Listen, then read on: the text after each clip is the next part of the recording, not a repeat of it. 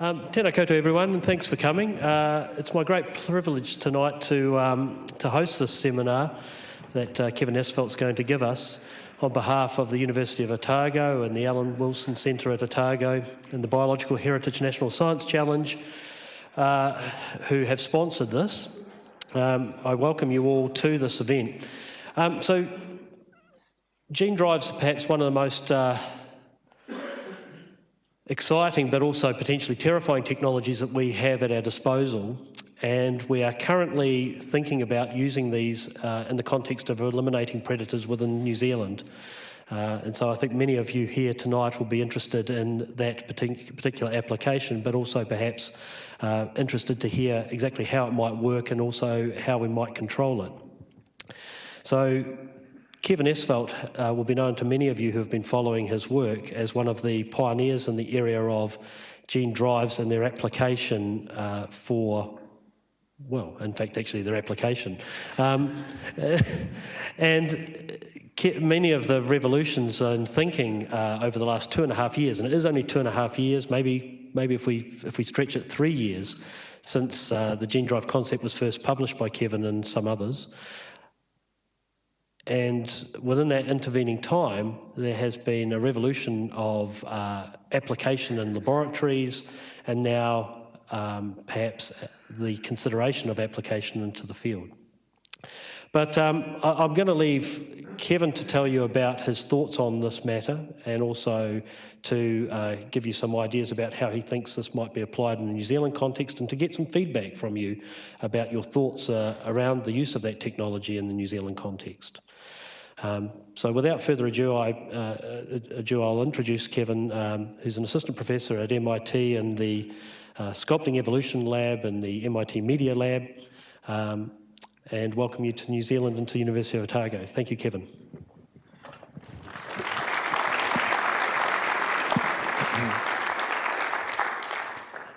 Well, thank you, Neil, for the kind introduction, and thank you all for coming out here on a Sunday evening to discuss some science. I confess that this is not so much for me to tell you about the science as it is for me to ask you for your advice about the science and where it might go and whether it might be suitable for use here in Aotearoa. This is because, having played at least a minor role in developing these, I firmly believe that scientists should hold themselves responsible for all consequences of their work. And that means that I'm hoping that you can offer some assistance in terms of guiding us towards potentially wise applications of these technologies, or wisely refraining from using these technologies. First, if this is to be used in any way, shape, or form anywhere, the fact of the matter is that we all rely on shared ecosystems. You can't just opt out of it. You can't choose not to rely on the ecosystem, meaning that if there's a proposal to alter it, then that means doing that work behind closed doors would deny you a voice in decisions that would affect you. So this work, above all else, has to be completely in the open from the outset. Obviously, if you're going to do something as serious as deliberately alter the shared environment on a large scale, it needs to offer very clear benefits, both to people and to the natural world. Discussions should always take place before experiments. Safeguards have to be agreed upon very early on. You need independent monitoring and analysis, because who's the last person you want to test a hypothesis? Anyone? It's the person who proposed it. That's the single most biased person in the entire world. Never mind that science normally works exactly that way, but technology developers should not test their own technology. You need independent assessment.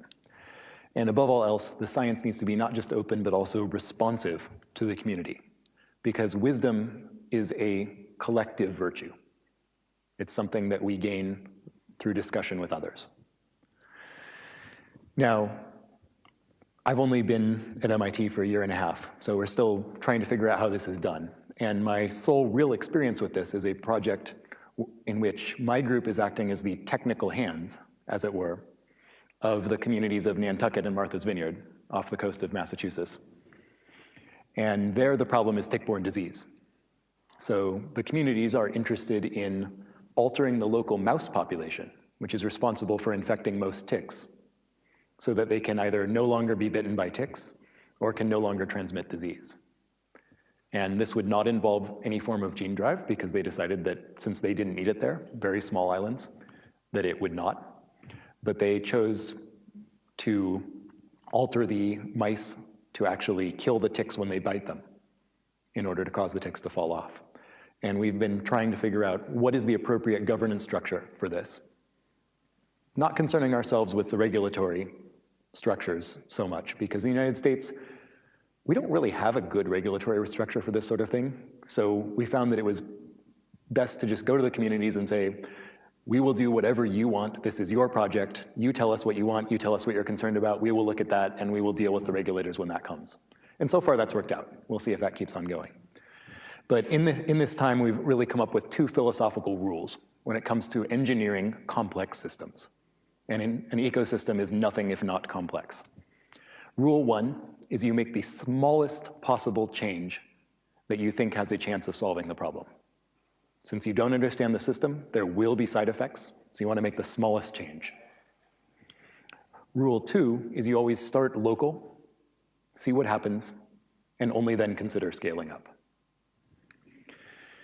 So why come here? Well, you have, of course, a problem with invasive species, as does pretty much everywhere, but yours are especially acute. On the left, we have a black rat consuming a nesting bird while it's still alive. And on the right, you have a brown rat eating a bird. These are, of course, species that the local ecosystem would almost certainly be better without. At the same time, these rats also have nervous systems. They also suffer when we kill them. So a lot of people are now interested in this question of, can we use gene drive technology to help render New Zealand predator-free by removing rats? So how would that work, first of all? And why are people interested? So a gene drive is, first of all, a naturally occurring phenomenon. 60%, more or less, of our genomes are made up of broken gene drive remnants. It's nearly impossible to find a wild species that doesn't have at least one active gene drive or the remnants of one somewhere in its genome. It's nothing more and nothing less than a genetic element that can reliably increase in a population, even if it doesn't help the organism reproduce. That's pretty much the definition. But only recently, we've learned to deliberately harness these using CRISPR genome editing. So here's how it works. If you have the genome of a rodent and you want to edit it, the way we do this nowadays is we use CRISPR. So if you introduce into the germline cells of this rodent, cells that will go on to produce sperm or eggs, DNA that encodes the change you want to make, in blue in the middle there. But if you also encode the CRISPR nuclease gene that cuts the DNA, it's like a molecular scalpel, and the guide RNA telling it exactly where it should cut.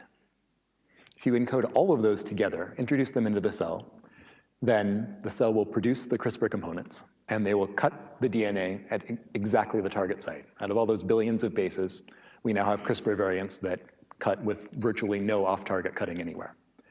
And it will, if it repairs using the correct pathway, it will insert the new DNA in its place. So now you've altered that version of the gene. But now you've just made a cell that knows how to do genome editing on its own. So it's going to make the CRISPR system, and it's going to cut the other chromosome. Because recall that we have 2 copies of most genes, because we have 2 copies of every chromosome except the sex chromosomes. So now this organism has 2 copies of the edited version. And the magic happens when it mates with a wild organism. All of the offspring inherit 1 copy of the edited version. And in those offspring, editing happens again. It cuts the wild type version and converts it to the edited version. Meaning that when those offspring mate, their own offspring are guaranteed to inherit. Editing happens again and again and again. So this is a clever trick. It's also a bit of a terrifying trick, you can imagine. You might say, okay, altering a population is one thing. How on earth could that solve the rat problem? Well, you can do a lot of things if you can control an organism's genome. For example, you can make it male. This population is not long for this world. Nothing all male has a very good chance of surviving. But you can do other things too. You can, for example, ensure that when two carriers of the drive system mate, that the female offspring will be infertile. If you do that, then the drive system will spread very rapidly when it's rare, because you will very rarely have two carriers mating. But once it's very common, then the females become infertile and the population crashes. So these are two different ways that we could suppress populations with gene drive systems, both of them originally really envisioned by Austin Burt at Imperial College London. But it was only with the advent of CRISPR that we could really conceive of doing it in a species such as a rat. So we published this paper almost three or so years back, in which this was figure 7. Potential uses of this kind of gene drive system. We call CRISPR an RNA-guided system because it uses RNA to tell it where to cut. And you can see there's lots of potential things we might do, but of course the rat is prominently featured. So, how many of you think that this gene drive system could be a useful tool for conservation, for getting rid of rats? How many of you think that it could do the job? I think it could do the job. But I also think that this figure was a terrible mistake on my part. What do we know about rats? Well, spreading infertility in rats may well be the smallest possible change capable of solving this problem. I mean, this sort of thing is species specific. It only cuts a sequence unique to rats. Wouldn't work in any other organism, even if it somehow got into some other organism, it just wouldn't work. And wouldn't affect any other organism, it's just the rat population would all of a sudden crash.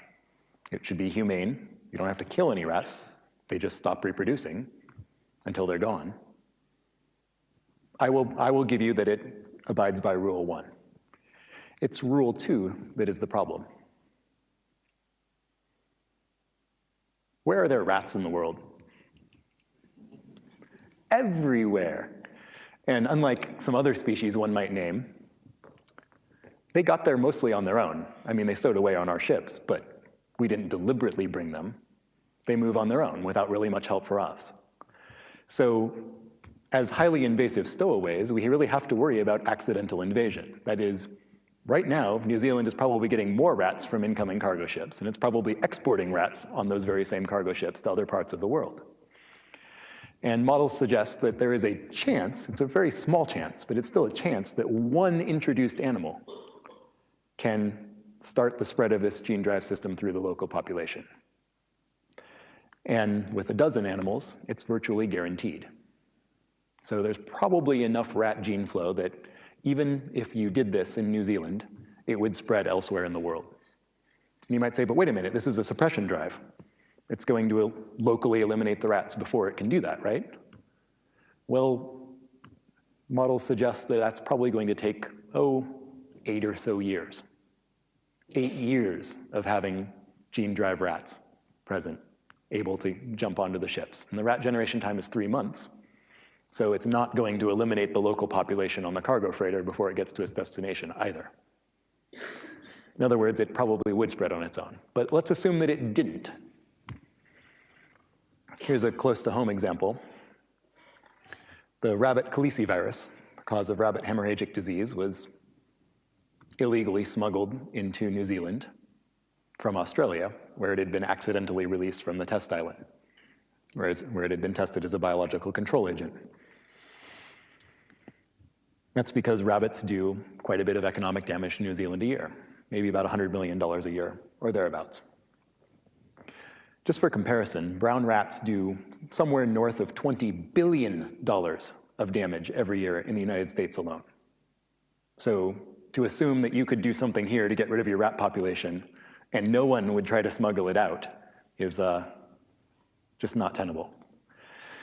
So the upshot is I don't think that form of gene drive is a good tool for conservation, and I bitterly regret making that figure because I was very foolish back then in thinking about the technical limitations as opposed to the broader social and international implications, because you can imagine that would cause quite the dispute. It were one country to just decide we're going to solve our problem and we don't care about everywhere else. Because among other things, rats are native to Eurasia. They probably play some sort of reasonably important ecological role there, and we don't really know what it is. No one's ever bothered because we only think of them as invasives. But they are native to somewhere. So if we don't want to deal with that, then we need some way of confining the effects to the invasive rat population only, if we're going to look at any kind of genetic technology of this sort. So how can we do that? The problem is, a standard CRISPR gene drive has everything it needs to copy itself. So let's split it up. Let's move the components onto different chromosomes. We call this a daisy chain drive because they're sort of causally linked. C causes B to be copied. B causes A to be copied. But there's nothing here that causes C to be copied. C is like a normal engineered gene. And the thing about engineered genes is that when we alter an organism, it doesn't matter if it's selective breeding or modern genome editing, we're typically reducing its ability to survive and reproduce. Evolution's just better at that than we are, for the most part. And if we're, say, spreading infertility through the population, you're definitely doing something that's costly to it. But if it were neutral, then C would be more or less neutral. You'd introduce a number of copies, and they'd stay there. But while it's there, it would increase B, and then while B is there, it would increase A even more. Now, in reality, natural selection is going to act against all of them, and that's kind of like gravity. So my favorite metaphor for this is a daisy drive is kind of like a multi-stage booster rocket, where each link in the chain is like adding a booster stage that propels the thing you actually want to spread, whatever is in A, to higher and higher frequencies in the population. But it's ultimately limited, it runs out of fuel, and it comes down. So that means that it's local and temporary, just inherently. It has a limited amount of genetic fuel in the form of daisy elements, and when it uses them up, then it stops.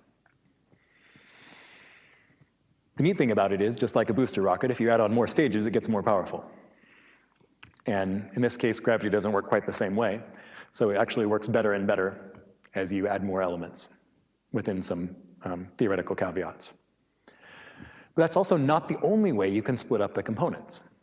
So we split it up so you have this B and A here, but you can also imagine you just have lots of copies of B all over the genome, all of them random. They all, while at least one copy of B is around, it copies A.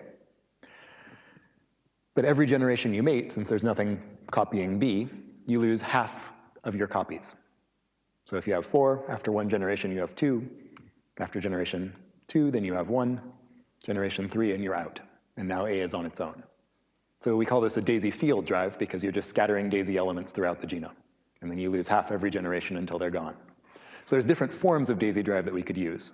Daisy chain and daisy field. And for conservation, you really don't want to have to release too many rats into these environmentally sensitive areas, given the depredations that they cause on your native populations. So you really want to have to release only a handful and then let the drive system replicate. And a strong daisy chain or daisy field can be amplified more than 500-fold in less than 20 generations if it works very well. We don't know if it will yet. I'll talk about that later. But if it works very well, the models suggest that this is possible. Now, what if the daisy rats stow away? I mean, we know they're going to, right? Well, it can't really invade the population. It has a limited amount of genetic fuel, and you're not introducing enough of them to convert even a tiny fraction of the population of, say, Australia. But any kind of gene flow is a problem in a world where nations can gain economic advantages by raising trade barriers against your products. In fact, it's very common when, as I think most of you know, if a nation has contamination with GMO food of one type or another, then other nations use that as an excuse to raise trade barriers against their products. So in this case, if you were to use any form of genetic control method, then it's entirely possible that any kind of detected DNA in some other country off of ships carrying New Zealand goods could result in trade barriers. And people are going to be concerned by that. So how do you rescue that? Well, what you need is a way to teach genes how to recognize international borders. Right? We can totally do that, right? No. Seriously, how do you do that? Well, the gene itself is, of course, never going to recognize borders. It doesn't have a nervous system. It doesn't have a brain. But what it does know, in a weird sort of way, is how many versions of it there are in the population relative to competing versions of it in certain forms of genetics. So what you need to do is give the gene the franchise. That is, you need to teach it to hold votes, figure out which gene is in the majority, engineered or wild type, and then have natural selection favor whichever is the winner, whichever is already in the majority. So that's what we call this Daisy quorum system. And we thought of it because in the United States, this immunized mice to prevent tick-borne disease trick, if it works on the islands, then there's a lot of mainland communities that are going to want it too. But the neighboring town might not want it. So how do you let one town alter its population and not the neighboring town? Well, with this trick, if you build, we call it a Daisy quorum, once the Daisy drive runs out of fuel, then the quorum effect switches on. The genes, in effect, vote. They determine which of them is in the majority. And if engineered is in the majority, then it goes to 100%. If wild type's in the majority, then it goes to 100%. Meaning you release in one town, it spreads, becomes the majority in that town, then runs out of Daisy elements. The quorum sends it to 100% in that town, but it can't invade the next town. That is, any organisms that cross the border, their genes will be selected against because they're in the minority over there. So it lets one town stay engineered and its neighboring town stay wild type. Not necessarily perfect, but natural selection is at least now working to enforce your arbitrary national borders. So we could include something like this in a suppression drive so that you would never end up with a population, hopefully enough to be even detectable, coming off of any kind of cargo freighter into any other country. So my hope is that the ability to make these drive systems local means that we could address all the sorts of problems we had envisioned earlier, and possibly even more. I mean, the fundamental problem from an animal welfare perspective of much of the natural world is that starvation and death are, and often horrible death, are very common. But if you can control reproduction to some extent, then you can prevent that kind of overpopulation and suffering and crash. So, but frankly, I'm nervous. I don't know if this is a good idea ever. I don't know if this is a good idea for any specific application. And I most certainly don't know if this is a good idea here in Aotearoa, because I don't live here. I don't have any kind of sense of place. I don't have any connection to it. I haven't even really studied the ecological literature on the system you have here. So I don't know if it's a good idea, and that's why we're here today. Now, to be clear, we haven't yet built a Daisy drive system in any rodent, or even a standard CRISPR-based gene drive system. We are planning experiments in mice, but we haven't done them yet, and rats would then follow that, because you always start in mice because they're easy. And the reason I'm here today is because it's appropriate to approach a community that might be interested in eventually applying a technology before you even begin the experiments in the lab. Because the goal here is to say, look, now you know that there's several different forms of this. Is this something that you might be interested in at all? And if so, how should we go about it? So, is this something that might be of use? There are many good reasons against. It is, again, mostly theoretical. In general, with biotechnology, it's very uncertain as to whether or not we can get anything to work. Usually the answer is no, historically. However, the introduction of CRISPR has really changed this. In general, if something involves CRISPR, then the answer is, by default, yes, we can get it to work. It might take a long time, but usually if it relies heavily on CRISPR, as this does, then we can eventually get it to work. But no promises. We haven't done it yet. We really don't know how best to test the spread and stability of these elements in the laboratory. We're working on it in worms just because we can grow a ton of them, but we don't know if that's the best way. Still has to figure that out. It's really hard to predict outcomes anytime you're doing any kind of ecological change. You should know that better than anyone.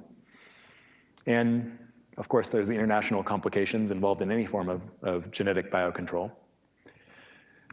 I am sure that some people here are at least leery of all forms of genetic engineering for a variety of different reasons.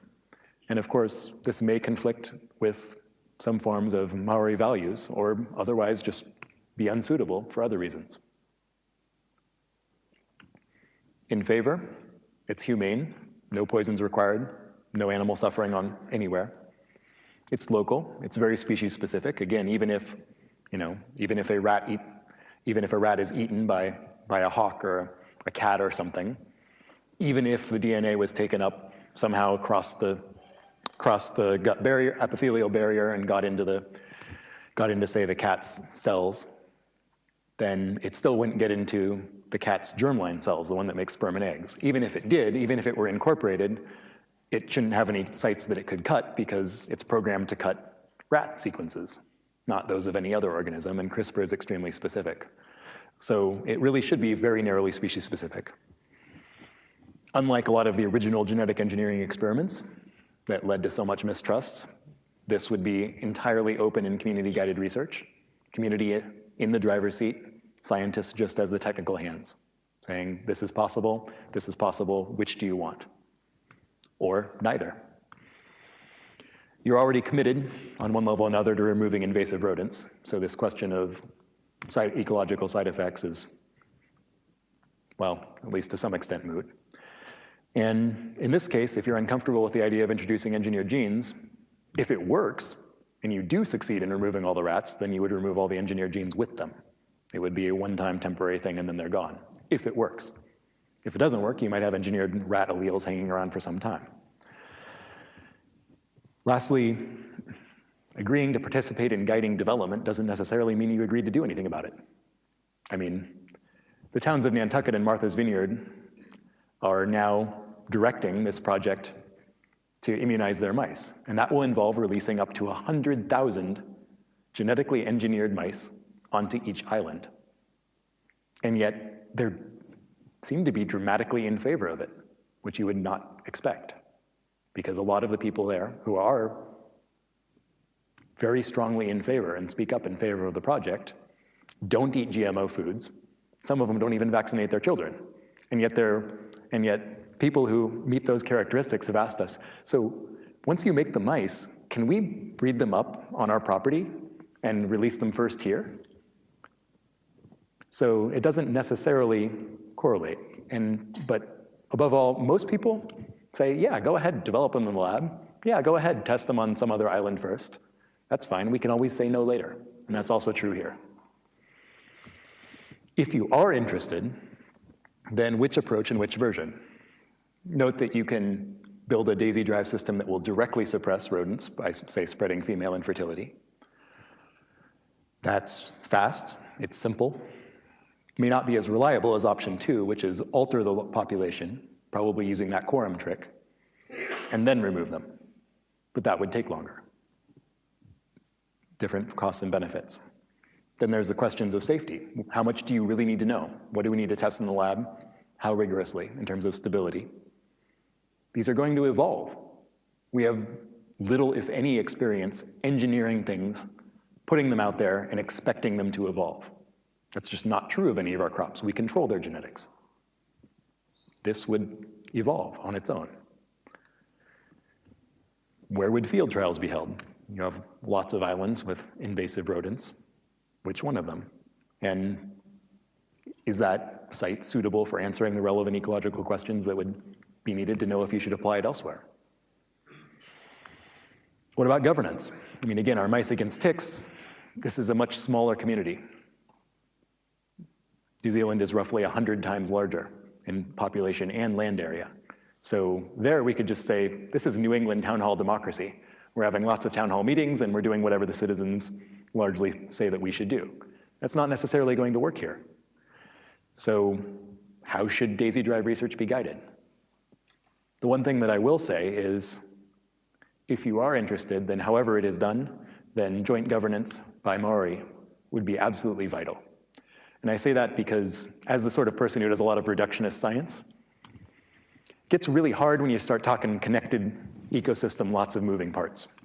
And a more holistic viewpoint, I think, is a necessary corrective to some of our built-in tendencies to simplify and assume that this will not be a factor because then our models work.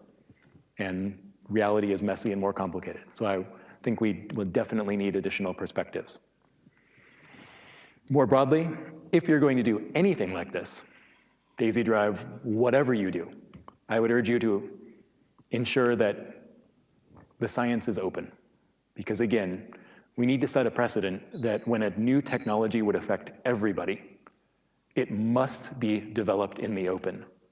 And it should actively invite concerns and criticism from everyone. Because science works by inviting others to prove us wrong. And as someone who develops technologies, I would far rather be publicly humiliated than help lead an effort that turns out to go horrifically awry after release. So please, tell me just how wrong I am and why. Please, please, please, please do. And that should go for any other scientist too. Arrange for independent assessment.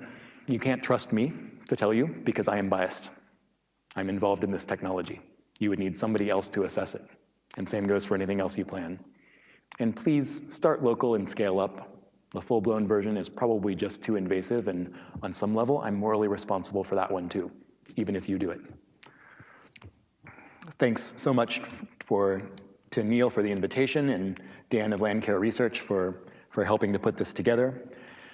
And many, many people, in terms of collaborators, and I'm not going to go through the members of my group, to the MIT Media Lab.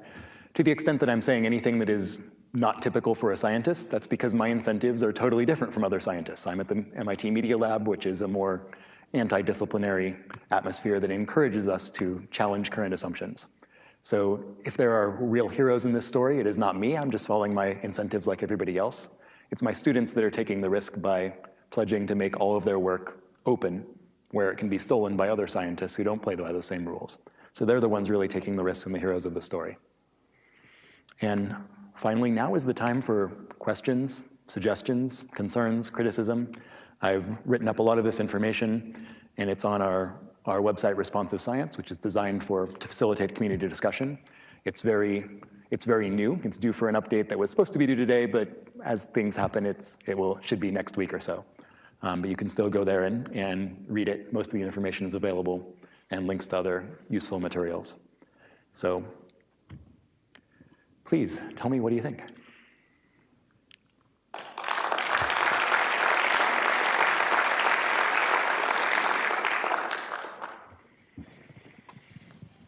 Well, thank you very much, Kevin. That's left quite a high level of time for questions, which I think will probably arise after quite a provocative presentation.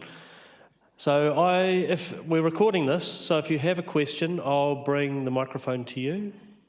Who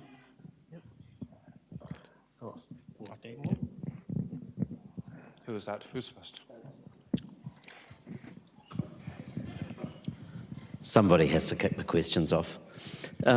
Just a comment on one of your opening statements about scientists need to take the consequences of all the effects of their technology. We've got a very sad case at the moment of a woman who was burnt and then died of an insulin overdose.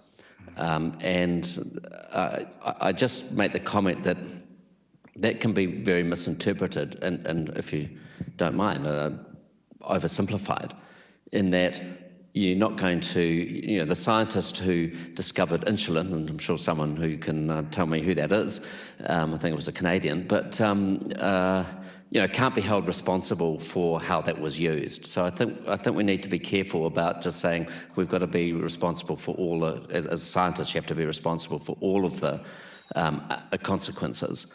because in different hands, science can be good or bad. I mean, whoever the human was who controlled fire and used fire, can't be held responsible for Grenfell Tower. So I think, we need to put that in context, and I'm worried that it'd be misinterpreted. One of the problems we have in New Zealand in terms of the whole issue of genetic modification is, a very vocal opposition to genetic modification. So I totally agree that science needs to be open and we need to be telling people, but I'm concerned that if you say it's community guided, that actually you end up not getting to the point where actually you can make an informed decision. And so, what you do in the lab and the things that you're doing there, yes, very useful to be open, but I'd be concerned to say, community, tell us what you want to do. Tell us if in 10 years' time you want an iPhone, or even, in fact, I'm from Timaru, even we've been held to ransom, I would say, for 30 years by one little old lady who unfortunately died a couple of weeks ago in terms of fluoride. And we haven't had fluoride in our town for 30 years. And that was guided by the community. And now it's sort of become entrenched. So I'm really, how would you see that guidance mechanism working? And what do you see as the pitfalls? I've already mentioned some of them. So first, let me freely admit that I cherry pick my cases, the ones that are most likely to work. And the Mice Against Ticks project is one of those. About, again with this, address problems that are obvious to everyone, that people really do care about. Fluoride is one of those hard ones where the benefits accrue over a very long period of time and are by no means obvious to everyone. So that's the case where a community is more than likely to end up going against the scientific consensus and potentially missing out on benefits. Whereas if it's something that is obvious, like tick-borne disease, then people are more likely to try something new and different and be willing to take chances if it's something that they deeply care about. On the responsibility thing, I agree. Note that I said scientists should hold themselves morally responsible. I'm from the US, I can't say legally. I can't even just say responsible, or people assume legally, and then I'm opening myself up to being sued. That's what it means to be American. But I think we are better off if we do hold ourselves morally responsible for everything. Because then that means if I'm thinking of developing a new technology, I have to be extraordinarily concerned about how it might be misused in every possible way. And I should do that before I tell anyone about it at all. Because what concerns me with gene drive is that 5 years ago, no one even imagined that we would have the power to potentially engineer an entire species. Even if we can't do the whole species, we could still genetically affect the bulk of a species. And that's something that no one saw coming. It's not anywhere in science fiction. And yet now we're considering, in the case of malarial mosquitoes at least, actually doing it. And we sort of saw that coming. In our paper, we published that before we did any experiments in the lab at all testing it, which we got a bit of flack for. But we felt it was important to set up this precedent of you need to tell people so that they can identify anything glaringly wrong before you actually develop it, just in case. And we only even published it after we thought about the ways it might be misused. And we concluded that since it's slow, unfailingly detectable if you bother to look for it with sequencing, and can be countered, since anything that anyone find and replace that you do on a Google Docs, if you have 50 collaborators and they decide they want to find and replace it back, they're going to win. And that's how it is with gene drive. Anything that's slow, obvious, and readily countered isn't much of a weapon. So we were willing to publish it, but if it had been otherwise, then we would have been back to probably not something that we tell everybody about. And I'm just concerned that if we don't go into it holding ourselves morally responsible for the consequences, then we are more likely to blunder into something that is truly dangerous. Because this time we got lucky in many ways. Who knows what the next technology is? So I would rather that we be safe. I don't have a good answer for the community guidance issues. I think that in general, fluoride is the hardest possible case on the other side. Just as the tick-borne disease is one of the easiest, and malaria are some of the easiest possible cases. So I'm willing to say community guidance here because I am interested in hearing from perspectives that we might not otherwise hear from, that might differ from my own and expand our perspective. Mm-hmm. Yeah. I think, having seen the debate that's gone on about genetic modification over the last 20 years, the criticism about even starting on a journey is that it's all very well for the scientists to start doing something, but then they'll become sort of enamoured with their own cleverness, and they'll give us, like you said at the beginning, the worst person to test a hypothesis is the proposer. So there's this development of mistrust that the scientists who are working on this are not going to be open or are going to just become enthusiasts for their own work. So the answer to that from an anti-GM point of view was don't even start. And that's a sort of conversation we're having in New Zealand. CRISPR has changed that quite a lot, I must say, but I think it's still a big challenge for New Zealand. Definitely. Kia ora, I'm Philippa Jamieson, editor of Organic NZ magazine. Thank you very much for your talk, and I completely agree that it has to be open and responsive science. I think that to date, the opposition to GM has in a large part come about because of the profit-driven, industry-driven, corporate-funded science that has often hidden a lot of information and has motives that are not necessarily in the best interests of society as a whole, shall we say. So thank you, I do appreciate your open and responsive science. Just a quick question about the Kiore rat, which is well, you could say native, but it did arrive here post-human or with human settlement. It's got significance, cultural significance for Māori. So I just wondered if you have any response about how that rat might be affected. So it is a separate species. As far as I know, from having looked into it, there is no gene flow between it and either the black or brown rats. So the black and brown rats could be specifically removed without affecting excellence. In terms of whether it should be removed, that is very much not my decision. So I think that's just a discussion that the people of Aotearoa are going to have to decide for themselves. And maybe the answer is remove it from some places and not from others and split the difference. In general, I'm in favor of trying several different approaches just so you can hedge your bets and see what works. So, but I'm sure it would not be the priority. I mean, the priority is the black rat, but the black rat is harder to engineer, so we would start with the brown rat, just because it is more of a model organism, and then move to the black rat from there, were we to pursue this.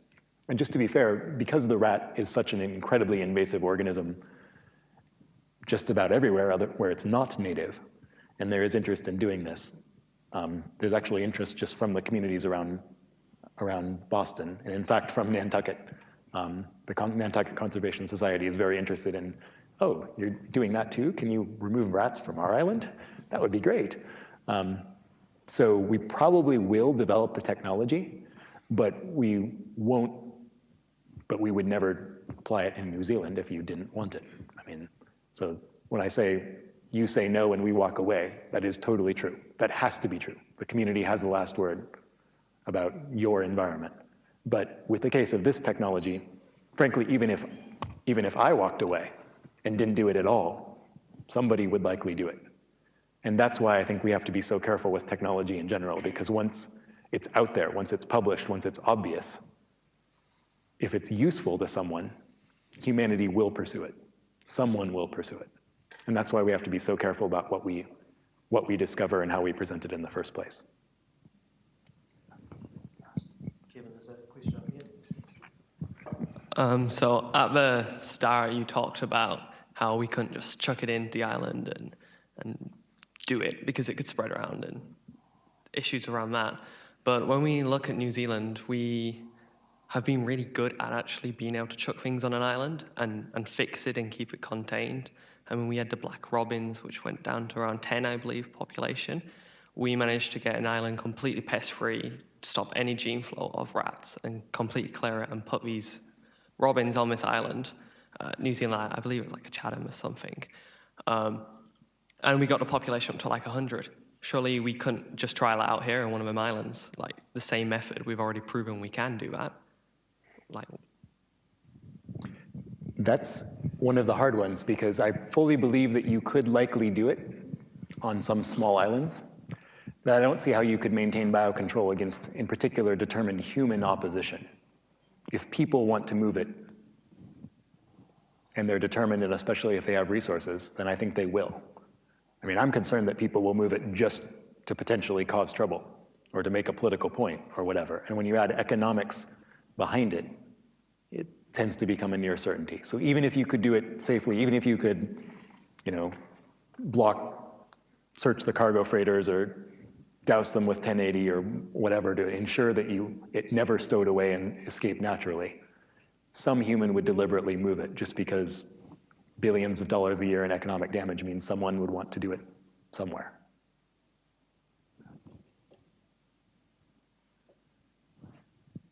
Do we have any other questions?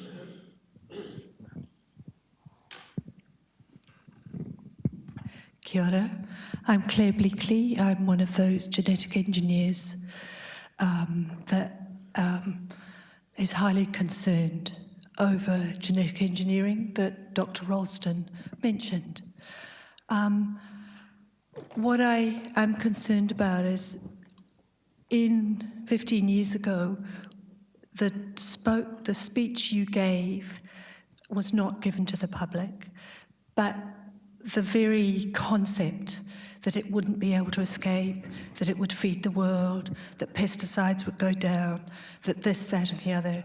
We now have contamination. We have cross species within, like Charlotte taking up the genetic gene. We have canola spreading everywhere, unable to be controlled. We then move to one of the slides you mentioned about calicivirus, and the fact that somebody released it in an inappropriate way, which meant that the pregnant rabbit, her progeny was actually able to survive calicivirus because of the immunities it went through. My concern with what you're talking about is what the National Academy of Sciences has brought up, and I think you've really touched very lightly on that, about the inability to really know how it's going to affect the ecosystems. The fact that CRISPR doesn't know any biological boundaries or political boundaries, and you mentioned that as well. So I would say that I believe you have a good hypothesis, but it needs at least a generation for you to find out exactly how it's going to work, even before you go up into your laboratory studies. Because one of the things about science is what they found, I think in this paper, it may have been another CRISPR paper, was that with the mosquitoes, it was fine in a laboratory situation, but actually once it was released into a larger situation, the females actually shunned the genetically modified males and actually had, I think it was called immune resistance. They actually, by 4 generations, those genes that were carrying the thing had actually been wiped out. So in the 4th generation, there were mosquitoes that had totally re-engineered their genes to actually have got rid of that. How have you worked on that kind of issue of the wild population breeding into this population and the selection that you can guarantee in a country this size? Great point. So that's what I like to think of as evolution does what it can, always. And if you try to fight evolution head on, you usually lose. So you don't do that. You try to redirect it, you try to harness it, you try to move it in some other direction, but you never fight it head on because you have to assume that it will try to do that. It is worth noting that in terms of interspecies barriers, well, please raise your hand if you ate beef in the last week or so. Has anyone eaten beef in the last week or so? Do you know that the cow genome is 25% snake? Because a couple million years ago, a virus moved a natural gene drive system from snakes into the auroch, and it replicated until it was a quarter of the cow genome. So not only do horizontal movements, we have to assume it'll happen because it happens in nature to begin with. But that does show us that the tree of life isn't really so much of a tree. It's where the branches become separate. They actually do all interlink and connect together. So on one level, it means perhaps, at least, it depends on your framework and value system, we perhaps shouldn't be so concerned with, is it this species or that species, because we're all one connected web of life. On the other hand, it means that we need to be cautious about the potential effects. So you asked, what are we doing? What are our best ideas? So again, my lab is called the Sculpting Evolution Group, and that's because we are particularly concerned with what happens when we engineer something and then it can evolve. How can evolution break the things that we build? So the biggest question with daisy drive is it in fact limited? Will it actually stop the way it's predicted to stop, or can it find some way around this? CRISPR we actually don't see in any animals or plants to date, unless we have put it there, which is a little bit odd because it's an incredibly useful system. And so you would think that if it could move readily and be useful in a gene drive type context, then it would, because it's incredibly common in microbes. So there are CRISPR systems in each of our guts. 40% of all bacteria have them, 90% of archaea have them. So it's a little bit odd if it were that useful in the context of an animal or a plant, if it had never gotten there. But always we're concerned with this numbers game in evolution. So there's a lot of rats here in New Zealand. Any of the ecologists give an estimate of how many? 100 million? Maybe, something like that. Let's assume 100 million. So the problem is evolution is a numbers game. You get a certain number of lottery tickets. And some of those lottery tickets have the right combination of mutations to do something unexpected. And there's no way to know what it's going to do until you actually play the game. The problem is you can't play the game on that scale in the laboratory because no one is going to fund my lab to raise 100 million rats. So how can we possibly do that? Well, our best guess is we need to switch to some other kind of organism where we can raise 100 million in the laboratory. So we work with nematode worms, because the other parameter in this is number of generations, because every generation gets another shot at the lottery. So you need 100 million organisms for many generations. We work with worms because we can grow actually 1 billion of them in the laboratory, so 10 times more, and their generation time is 3 days. So we can run 100 generations in a year. And the idea then is, if you did it in this context, where you have a population of initial worms, 1 billion of them in each flask, and you have all these populations side by side, you introduce your daisy drive worms into the first population. If it works well, you expect it, and then you do a dilution every generation of each population with the next one. If it works the way you expect, then it should run out of elements and should fail to convert the final population. But if any of those worms does something that causes it to keep moving, that allows it to somehow keep sustaining itself, then it should take over the whole thing and we should see it. So this is the test that we're going to perform, and it would be performed for any proposed daisy drive system in any organism. That is, the worms are easy to engineer, so we can actually engineer their genome to perfectly match the rat genome sequences that would be targeted in this case. And we can program them so that they are exactly as good at copying DNA as the rat is, which we haven't measured yet, by the way, so I can't tell you what it is, but we have to measure it and then program the worm to match it. And then the worm is our best case laboratory because we can run more organisms and for more generations than would actually be true in the wild in the worm case. We can also even mimic different population structures in the laboratory by growing worms in these different wells and having a robot move worms between wells in order to match the gene flow patterns between different populations of rats as measured here. I freely admit the limit here is ecologists need to get to work and actually measure and figure out what the gene flow patterns in the rats are. You'll probably have a better knowledge of that here than just about anywhere else, but even more would be good because we would need to know what to do. So we could then have populations of worms that match those of the rats in the gene flow, and then we should be able to introduce the daisy drive systems and observe the effects on this mimicked population of rats. Is it the real thing? Well, no, but no one gave me the computational architecture to simulate the whole world. Otherwise, I'd love to. I've got a question. So one of the things about the gene drive technology is that it is strongly, well, effectively it requires sexual reproduction in order for it to work. So isn't this going to be a selective force for asexual reproduction and perhaps parthenogenesis in some systems, perhaps in your worms? Yeah, so that's a great point. This only works in organisms that exclusively reproduce sexually. If any organism can reproduce asexually, and you put any kind of pressure on it using a gene drive, it will just switch to doing only that. So people were commenting on the Scottish gorse out there, reproduces vegetatively. You could never use any form of gene drive on that. It's just not, it just would never work. There have been some models that suggest that inbreeding is a tremendous problem. Any species that can switch to primarily inbreeding would be an issue. And that makes it harder for the drive system.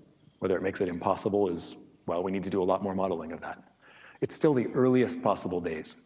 We just don't know yet. We have to do more mathematical modeling. We need to run more experiments in the laboratory in organisms that we can control, and in order to find these things out. But the question is, what do we need to look at? Are you worried about the stability? Are you worried about the ecological effects of removing rats? That's what we need to find out, because if there is one thing that we would not otherwise look at that is suggested at one of these meetings that leads us to look at it and that would otherwise cause a problem, then it is absolutely worth it for all of us to spend our time here to avert that kind of problem. In fact, just at our last meeting on Nantucket, someone asked a question that we had not thought of. I mean, I looked at the ecologist next to me and I said, "Did you think of that?" He said, "No." That's a really good point. We need to model that. So it absolutely can happen. And that's just the technical concerns, of course. There's also the values-based concerns, and those we can't necessarily address.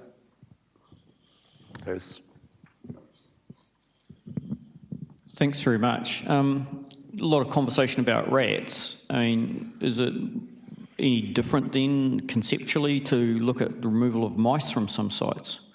And the reason I ask that is that New Zealand is currently investigating the eradication of mice off Auckland Islands. Isolated, remote, does it offer opportunities? Absolutely. So the mice, frankly, will be available first. In that mice are the model organism we try. That's the first organism my lab's going to be developing daisy drive systems in. And yeah, for sure. So any suggestions for mice as well would be very much appreciated. This is about rodents across the board, or specifically mice, brown rats, and black rats. Again, leaving off the excellence. Any other questions? Might draw it to a close then. Quickly, before I thank Kevin, can I get a show of hands? Who thinks it's a good idea, this gene drive to eradicate rodents in New Zealand? Gene drive or daisy drive? Or daisy chain, sorry. Oh, daisy chains, what? Genetic technologies to eradicate rodents. Mm-hmm. What's that, about 50%? And am I assuming that those that haven't put up their hands are against this idea? Not enough information yet, sitting on the fence. Okay, no, thank you. That's very useful because I think one thing that we need to have in this country is a broader discussion about the opportunities around this, and you know, I think that needs to be informed by a variety of voices representing all the different cultural and social groups within New Zealand. It can't just be scientists, as Kevin says. We're the worst people to have that conversation with in one regard, because the you know, we're somewhat preloaded by our preconceptions. But nonetheless, it is an important conversation that we all must have. Anyway, this is a starting point for that, and I'd like you to join with me in thanking Kevin for what I think has been a really interesting presentation, and then a very thoughtful question and discussion session. Thank you very much.